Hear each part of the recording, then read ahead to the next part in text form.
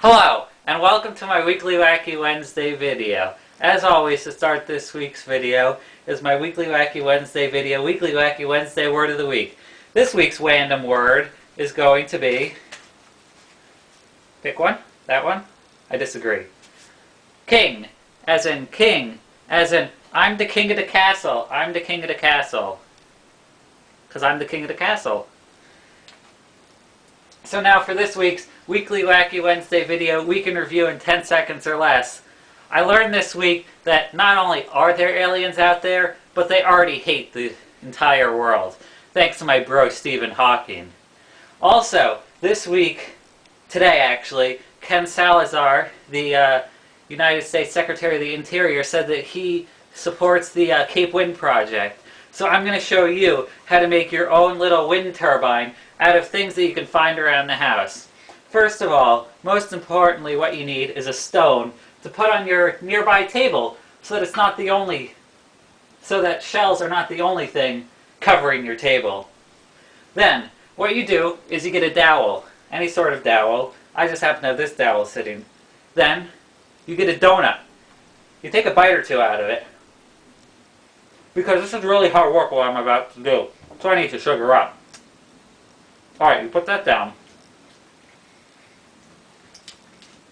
Now for the actual turbine, what you can use, if you have this sitting around, is your install disk 1 for Macintosh System 7.5 floppy disk, if you have that sitting around.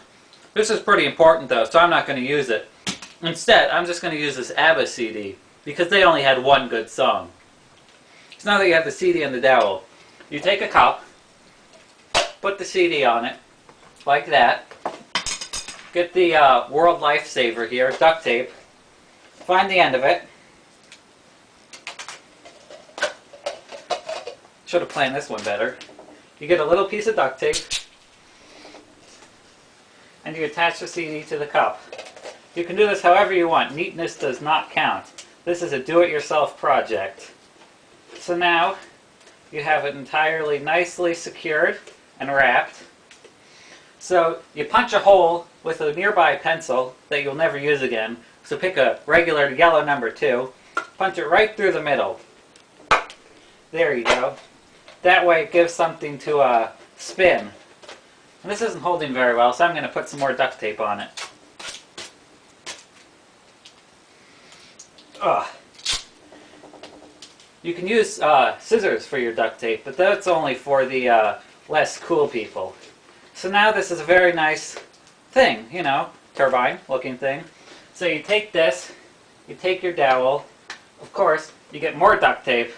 You can never have too much duct tape on your project. Alright, that looks like a good sized piece. Ugh. Now you take this, and you take your wind turbine, and you kind of tape it together. You want to make sure it's nice and secure, because there will be hurricane force winds on this, or at least my plan is. So now that it's nice and covered in duct tape, there we go, it's securely not going anywhere. Alright, so now you basically have the finished product. You may need a little bit more duct tape to make sure that it's completely secure.